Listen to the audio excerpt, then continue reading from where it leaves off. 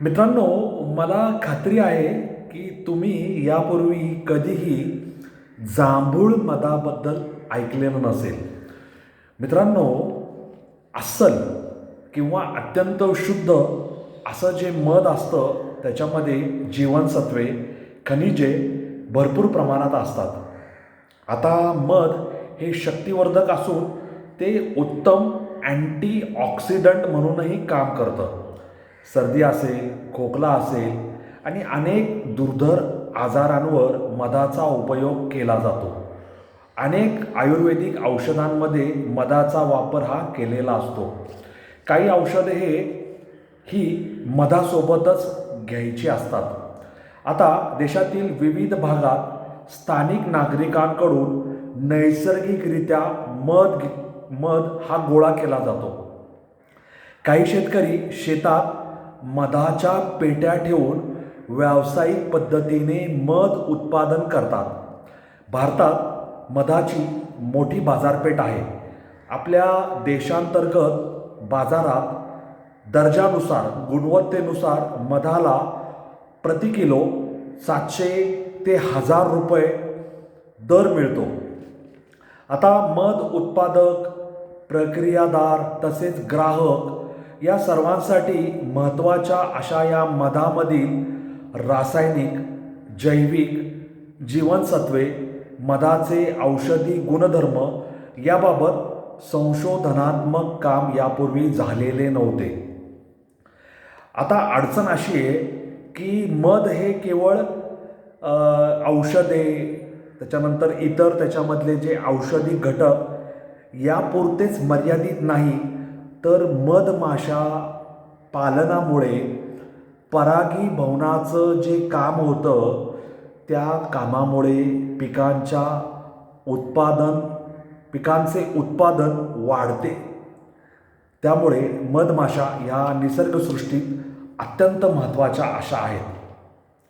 आता यापूर्वी आपल्या देशामध्ये किंवा संपूर्ण जगामध्ये मनुका हा जो न्यूझीलंडचा उच्च प्रतीचा मधाचा ब्रँड होता किंवा आहे, तो अत्यंत लोकप्रिय आहे. कारण काय, तर या मधामध्ये मिथाईल ग्लायऑक्सलचे प्रमाण, ज्याला MgO मिथाईल ग्लायऑक्सलचे प्रमाण अधिक आहे. आता मधातील MgO पातळी जितकी अधिक तितकं ते मध प्रभावी आणि गुणकारी मानले जाते आणि त्यानुसार त्याची बाजारात प्रत आणि दर ठरतो. आता न्यूझीलंड मनुका मधाचे रासायनिक विश्लेषण करून त्याचे जगभर ब्रँडिंग केलेले आहेत.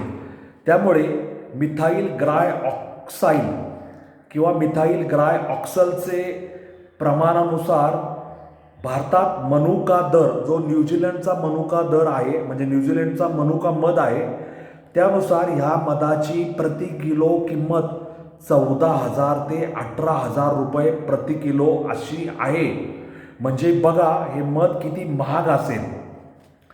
आता आपल्याला हे सुद्धा माहिती असायला हवं की न्यूझीलंडचं जसं मनुका मध आहे तसं भारतात कारवी, मोहरी, नीम, लिची, कुट्टू, बरसीन आणि निलगिरी यापासून सुद्धा मधमाशीने तयार केलेल्या मधाचे प्रकार उपलब्ध आहेत. आणि आता आपल्या पुण्यातल्या राष्ट्रीय रासायनिक प्रयोगशाळेने आपला जो जांभूळ आहे त्या जांभूळ मधावरील संशोधनाचं काम पूर्ण केलेलं आहे. आणि ह्या जांभूळ मधाचं संशोधन पूर्ण करून शास्त्रज्ञांच्या हाती जी काही माहिती आलेली आहे त्यामुळे किंवा त्यानुसार न्यूझीलंडच्या मनुका मधापेक्षाही श्रेष्ठ, गुणवत्तेत परिपूर्ण असं आपलं जांभूळ मध आहे. आता सह्याद्रीच्या दऱ्याखोऱ्यात, विशेषतः महाबळेश्वर, पाचगणीच्या परिसरात या जांभूळ मधाचे जे नमुने गोळा करून संशोधन केलेलं आहे, तर त्यामध्ये औषधी गुणधर्म आणि साखरेचे प्रमाण हे कमी असल्याचं शास्त्रज्ञांच्या निदर्शनास आलेलं आहे. आता पूर्वी आपल्याला मधावर काही संशोधन, रासायनिक विश्लेषण करायची वेळ आली. मधामध्ये जैविक घटक कोणते, रासायनिक घटक कोणते, जीवनसत्व, औषधी गुणधर्म, तर आपल्याला युरोपातील प्रयोगशाळेवर अवलंबून राहावे लागत असे. तथापि नॅशनल केमिकल लॅबोरेटरी, राष्ट्रीय रासायनिक प्रयोगशाळा, जी पाषाण पुणे येथे आहे, त्याने 2021मध्ये एक प्रकल्प राबवला. त्यात त्याने देशाच्या विविध राज्यातून 8 विविध प्रकारच्या मधांचे 600 नमुने जमा केलेले होते आणि या नमुन्यांची न्यूक्लिअर मॅग्नेटिक रेझोनन्स ज्याला NMR आणि मास स्पेक्ट्रोमेट्रो ज्याला MS असं म्हणतात, यासारख्या अत्याधुनिक यंत्रांचा वापर करून मधांची रासायनिक रचना उलगडण्यात आली आपल्या शास्त्रज्ञांमार्फत. आणि महाबळेश्वर येथून संकलित केलेल्या अस्सल जांभूळ मधाच्या 82 नमुन्यांचा सुद्धा अभ्यास करण्यात आला. तर या अभ्यासामध्ये आपल्या शास्त्रज्ञांना निदर्शनास काय आलं, तर जांभूळ मधामध्ये ग्लुकोजचं प्रमाण आणि फ्रुक्टोजचं प्रमाण, ग्लुकोज आणि फ्रुक्टोज यांचे प्रमाण मनुका मधापेक्षा कमी आहे. आता या सगळ्या प्रक्रियेमध्ये प्रमाणांचा जर आपण अभ्यास केला तर त्याच्यामध्ये आपल्याला त्याची मात्रा द्यावी लागते. आता ही मात्रा कशी आहे, तर ह्याच्यामध्ये फ्रुक्टोजचं आणि ह्याचं प्रमाण जे जास्त आहे ग्लुकोजचं, तथापि सुक्रोजचं प्रमाण जास्त आहे, म्हणजे 1.2 ग्रॅम प्रति 100 ग्रॅम. आता हे मी तुम्हाला का सांगतोय, तर ग्लुकोजचं आणि फ्रुक्टोजचं प्रमाण कमी असल्यामुळे आणि त्याच्या संयोजनामुळे हे जांभूळ मध खाल्लं तर रक्तातली साखर हळूहळू वाढते, ती पटकन अशी वाढत नाही. त्यामुळे मधुमेहांच्या रुग्णांसाठी, डायबेटीस असणाऱ्या पेशंटसाठी जांभूळ मध हा एक नैसर्गिक चांगला असा साखरेचा पर्याय आहे. दुसरी महत्त्वाची गोष्ट की ह्या जांभूळ मधामध्ये फेनॉलिक आम्ले म्हणजे फेनॉलिक ॲसिडचं प्रमाण आणि फ्लेवेनोनॉइड्स ह्यांचं प्रमाण हे मर्यादित प्रमाणात असल्याचं आढळून आले आहे. आणि मायरिसेटिन हे किती असतं, तर 105.5 मिलीग्रॅम प्रति किलो आणि कॅम्पफेरॉल हे 81.7 मिलीग्रॅम प्रति किलो असं ह्यांचं प्रमाण असतं. त्यामुळे आपण जे म्हणतो की ह्याच्यामधून आपल्याला जी हे आहे जे रासायनिक विश्लेषण आहे, त्या रासायनिक विश्लेषणानुसार ह्यांचं घटक किती आहे ते आपल्याला लक्षात यायला हवं.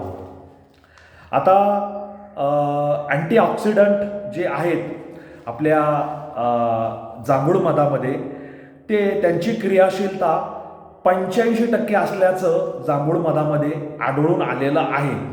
आणि या अँटीऑक्सिडंटच्या या सक्रियतेमुळे, क्रियाशीलतेमुळे आपल्या शरीरावर अत्यंत चांगले असे परिणाम या अँटीऑक्सिडंटचे होऊन आपल्याला आपलं आरोग्यवर्धन होत असतं. आणि ह्याची तुलना मनुका मधाशी केली असता तिथे अँटीऑक्सिडंटची क्रियाशीलता ही फक्त 38.6 ते 50.3 एवढी असल्याचं आढळून आलेलं आहे. आता मी जे सांगितलं की बायो ॲक्टिव्ह फ्लेवेनॉइड्स हे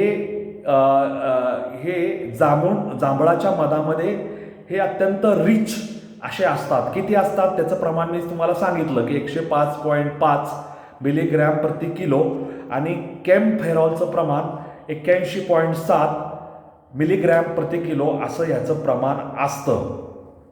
आणि मी ग्लुकोज आणि फ्रुक्टोजबद्दल सांगितलं, त्याचं प्रमाण कमी असतं आणि सुक्रोजचं प्रमाण जास्त असतं. जास्त म्हणजे किती, तर 1.2 ग्रॅम प्रति 100 ग्रॅम. आता जांभूळ मधामध्ये रोगप्रतिकार शक्तिवर्धक गुणधर्म, कर्करोगाला प्रतिबंध करणारे गुणधर्म, सूज कमी करणारे गुणधर्म आणि जीवाणूंना प्रतिकार करणारे गुणधर्म आढळून आल्याचं संशोधनातून दिसून आले आहे. आता मी तुम्हाला सांगितलं की न्यूझीलंडचा जो मनुका जांभूळ आहे त्याचे तो उच्च प्रतीचा मानला जातो. तथापि जांभूळ मधामध्ये त्याच्या तुलनेत साखरेचे प्रमाण कमी असते, त्यामुळे ते मधुमेह असलेल्या रुग्णांसाठी जास्त लाभदायक आहे. आणि आपल्या जांभूळ मधात औषधी गुणधर्म जास्त आहेत. ते सुद्धा आपल्या येथील जे ज्यांना मधाची गरज भासते त्यांच्या आरोग्यासाठी ते लाभवर्धक आहेत. आणि जांभूळ मधाची किंमत ही मनुका मधापेक्षा, न्यूझीलंड येथून येणाऱ्या मनुका मधापेक्षा जवळपास 10 पटींनी कमी आहे. आता मी तुम्हाला हे जांभूळाच्या मधाचं सगळं हे पुराण का सांगतोय तर ते आपण लक्षात घ्यायला हवं की आपल्याकडे पूर्वी जांभूळावर संशोधन करणाऱ्या प्रयोगशाळा नव्हत्या. त्यामुळे त्या प्रयोगशाळा आता वाढलेल्या आहेत, प्रयोगशाळा नवीन निर्माण केल्या जात आहे. आणि जांभूळ मध हे आपल्या भागात, आपल्या ग्रामीण भागात, दऱ्याखोऱ्यांमध्ये, वनवासीमध्ये, गिरिजन लोकांमध्ये हे रोजगाराचं एक नवं दालन हे निर्माण होणार आहे. आणि ह्यामुळे आपल्याला जांभूळ मधाचं उत्पादन, त्याच्यावर प्रक्रिया, त्याचं ब्रँडिंग करून ते जागतिक बाजारपेठेत न्यावं लागणार आहे. आणि देशांतर्गत आणि जागतिक बाजारपेठेत ते पोचलं तर आपल्या ह्या जांभूळ मधाच्या भारतीय आवृत्तीला चांगला दर मिळेल. त्यामुळे दुर्गम दरीखोऱ्यातील आदिवासी बांधव, शेतकरी, प्रक्रियादार, विक्री निर्यातदार, खादी ग्रामोद्योग महामंडळ, संशोधन संस्था, आपेडा, केंद्र सरकार, राज्य सरकार यांनी एकत्रित प्रयत्न करून आपल्या ह्या देशी उत्पादनाला जागतिक बाजारपेठेत स्थान मिळवून द्यावं लागणार आहे. ते ग्रामीण अर्थकारणाला, शेतकऱ्यांच्या शेतात नवीन उत्पादनाला प्रोत्साहन देणारं ठरेल, याबद्दल माझ्या मनात तरी कोणतीही शंका नाही, असं मी तुम्हाला या निमित्ताने अवश्य सांगू इच्छितो. जांभूळ मध उत्पादनासाठी काही शेतकरी गावं पुढे येत असतील तर त्यांना आर्थिक तांत्रिक सहकार्य हे खादी ग्रामोद्योग महामंडळाच्या माध्यमातून आपल्याला देण्याची गरज आहे. त्यामुळे सह्याद्रीतील जांभूळ मधाचे औषधी गुणधर्म हे मला तुम्हाला सांगायचे होते, ते मी आज तुम्हाला सांगितले. आणि या क्षेत्रात संशोधनाने जांभूळ मधाचा गोडवा हा वाढणार आहे. किती प्रकारचं मध आपल्या देशात उपलब्ध आहे हे सुद्धा मी तुम्हाला सांगितलं. त्यामुळे मधाची नवीन बाजारपेठ आणि जांभूळ मध हे विषय तुम्हाला यापूर्वी माहिती होते का, ते मी तुम्हाला आज सांगून तुमच्या माहितीत भर घालण्याचा प्रयत्न केलेला आहे. यावर्षी जांभळं प्रचंड प्रमाणात बाजारात आली होती आणि जास्त जांभळं आली तर त्यावर्षी दुष्काळ होतो असंही काही लोकांनी त्यांचं म्हणणं किंवा त्यांना जे काही पूर्वीच्या दाखल्यातून सापडलं ते त्यांनी मांडलं होतं. परंतु जांभूळ पिकल्या झाडाखाली ढोल कोणाचा वाजते आणि जांभूळ आख्यान म्हणजे 5 पांडव आणि आपली 5 पांडव, 6वा आपला कर्ण आणि द्रौपदी यांच्या माध्यमातून जांभूळ आख्यानसुद्धा मी पूर्वी त्याच्यावर व्हिडिओ केलेला आहे. आणि आज या निमित्ताने मी पुन्हा जांभूळ हा विषय घेऊन आलेलो आहे. तर जांभूळ मध आणि आपलं आरोग्य हा जो त्रिकोण आहे तो आपल्याला देशी, आपली जी उत्पादनं आहेत, देशी झाड, पाला, जडीबुटी आणि आयुर्वेद, निसर्गोपचार असा त्रिकोण साधायचा आहे. तर तो त्रिकोण आता आपले देशी उपचार पद्धती याद्वारे आपण साध्य करू अशी मला खात्री आहे. मित्रांनो, ह्या नोटवर तुम्हा सगळ्यांची रजा घेतो. माझे रील पाहत जा, ते लाईक करा, शेअर करा. मला फॉलो करायला विसरू नका. माझे व्हिडिओ पाहत जा, ते लाईक करा, शेअर करा. माझा चॅनल सबस्क्राईब करायला विसरू नका. अनवट वाटेवरचा वाटसरू वारकरी पथिक मी आहे. मी निरंतर पुढे चालत राहतोय.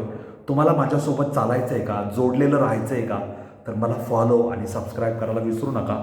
असेच काही वेगळे ज्ञानवर्धक विषय मी घेऊन येत असतो जे नक्कीच तुम्हाला आवडत असतील. तुमचं काय म्हणणं आहे मला कॉमेंट बॉक्समध्ये लिहून जरूर सांगा आणि माझ्याशी जोडलेले राहा, एवढीच माझी तुम्हाला विनंती आहे. या नोटवर तुम्हा सगळ्यांची रजा घेतो. धन्यवाद. जय हिंद, जय महाराष्ट्र, वंदे मातरम, जय श्रीराम, जय जगन्नाथ, जय सनातन. धन्यवाद.